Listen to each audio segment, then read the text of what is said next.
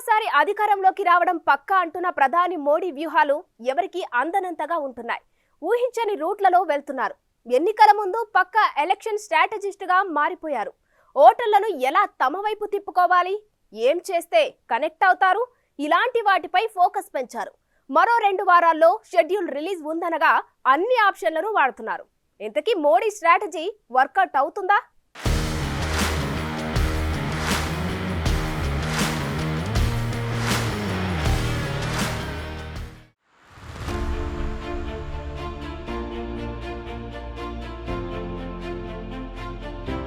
మొన్న లక్షద్వీప్లో స్నార్కెలింగ్,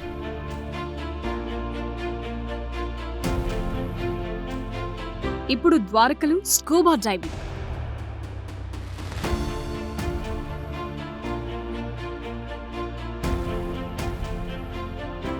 ఇవి చూస్తుంటే మోదీ కొత్తగా ప్రయోగాలు చేస్తున్నారనిపిస్తోంది కదా. ప్రధాని హోదాలో ఉన్నవారు ఇలాంటి ఫీట్లు చేయటం అరుదే. అయినా సరే మోదీ చేసేశారు. ఎన్నికల ముందు చేస్తోన్న ఇలాంటి ప్రయోగాలు ప్రాధాన్యం సంతరించుకుంటున్నాయి. రాజకీయ పార్టీ ఏదైనా, రాజకీయ నాయకులు ఎవరైనా ఎన్నికల ముందు ఓట్లు రాబట్టే దిశగానే పనిచేస్తున్నారు, అలాగే ఆలోచిస్తున్నారు. ఇప్పుడు మోదీ కూడా అదే రూట్లో వెళుతున్నారు. భావోద్వేగాలకు జనం చాలా ఈజీగా కనెక్ట్ అవుతుంటారు. ఇప్పుడు ఇవే వర్కౌట్ అవుతున్నాయి.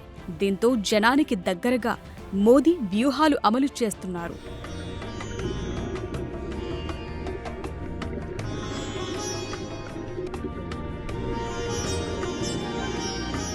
ఒక్కసారి ఈ సీన్ చూడండి. పూర్తిగా కాషాయ వస్త్రధారణ, నెమలి పించాలు ధరించి ద్వారకాధీశుడికి సముద్ర అడుగు భాగంలో భక్తిపూర్వకంగా పూజాధికాలు చేశారు ప్రధాని మోదీ. ఇది ఎవరూ ఊహించని పరిణామం. శ్రీకృష్ణుడికి సంబంధించి ద్వారక చారిత్రక ప్రాధాన్యత సంతరించుకున్న ప్రాంతం. సముద్రంలో మునిగిన చారిత్రక ప్రాంతాన్ని మోదీ స్కూబా డైవింగ్ చేసి మరీ అడుగు భాగానికి వెళ్లి ధ్యానముద్రలో పూజలు నిర్వహించారు. అరేబియా సముద్ర గర్భంలో జరిగిన ఈ కార్యక్రమం అందరి అటెన్షన్ గ్రాప్ చేసింది. ద్వారక తీరంలోని గోమతి ఘాట్లో ఉన్న సుదామ వంతెన దాటి పంచకుయి బీచ్ ప్రాంతానికి చేరుకున్నారు. అక్కడి నుంచి 2 నాటికల్ మైళ్ల దూరం వెళ్లిన తరువాత స్కూబా డైవింగ్ ద్వారా సముద్ర అడుగు భాగానికి చేరుకున్నారు. ప్రత్యేక పూజలు చేసి కాసేపు అక్కడే గడిపారు మోదీ. సముద్ర గర్భంలో భగవంతుడికి పూజలు చేయటం అద్భుతమైన అనుభూతి అని, సాక్షాత్తు దేవుడి సన్నిధిలో గడిపినట్లుగా ఉందని బయటకొచ్చాక ప్రధాని చెప్పుకొచ్చారు. తెల్లని డైవింగ్ హెల్మెట్ పెట్టుకుని నేవీ సిబ్బంది సహాయంతో స్కూబా డైవింగ్ చేస్తూ సముద్రం అడుగు భాగానికి చేరుకున్నారు.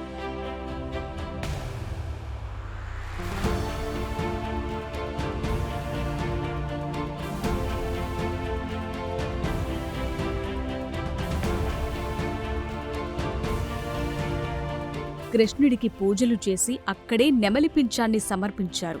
తన అనుభవాన్ని, ఆ ఫోటోలను ఎక్స్లో పోస్టు చేశారు.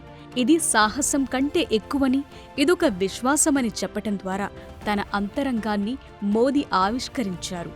సముద్ర గర్భంలో కనిపించిన ద్వారకా దృశ్యం దేశ అభివృద్ధి పట్ల తన సంకల్పాన్ని మరింత బలోపేతం చేసిందన్నారు ప్రధాని.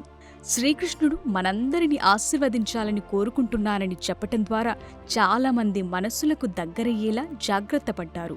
ప్రాచీన ద్వారకా నగరాన్ని సందర్శించాలన్న తన దశాబ్దాల కల నెరవేరిందని సంతోషం వ్యక్తం చేశారు.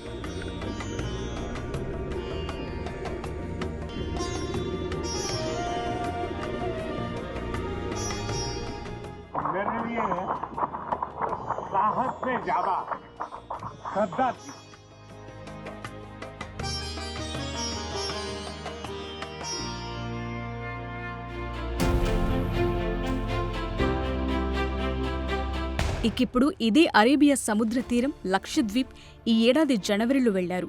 అక్కడ స్నార్కెలింగ్ చేశారు. ప్రత్యేక ముసుగు ధరించి సముద్ర ఉపరితలం నుంచి కొంచెం లోపలికి వెళ్లి వచ్చి సాహసం చేశారు. అయితే స్కూబా డైవింగ్లో ఆక్సిజన్ సిలిండర్తో ప్రత్యేక రకమైన సూట్ను ధరించి సముద్రపు లోతుల్లోకి వెళుతుంటారు. ఈ 2 సాహసాలను 1 నెల రోజుల వ్యవధిలోనే చేశారు ప్రధాని. జనానికి సలహాలు కూడా ఇచ్చారు.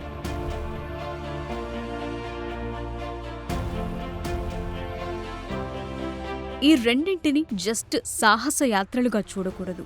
దీని వెనుక ప్రధాని వ్యూహాలు చాలానే ఉన్నాయి. ద్వారకలో క్యూబా డైవింగ్, పూజలు చేయటం ద్వారా దేశీయంగా అందరి అటెన్షన్ గ్రాబ్ చేశారు. అటు లక్షద్వీప్ పర్యటనకు వెళ్లటం ద్వారా అంతర్జాతీయంగా భారత్ పకడ్బందీగా ఉందన్న విషయాన్ని అందరికీ చాటేలా చేశారు. భావోద్వేగాలను వ్యూహాత్మకంగా ముడిపెట్టడం ఇందులో కీలక అంశం. అది కూడా ఎన్నికల ముందు ఎవరైనా ఓట్ల కోసమే అన్ని రకాల ప్రయత్నాలు చేస్తుంటారు. ఇది అందులో భాగమే అన్న అభిప్రాయముంది. మోదీ అనుకుంటే ఏదైనా సాధిస్తారు, చేసేస్తారు అన్న టాక్ బీజేపీలో ఉంది.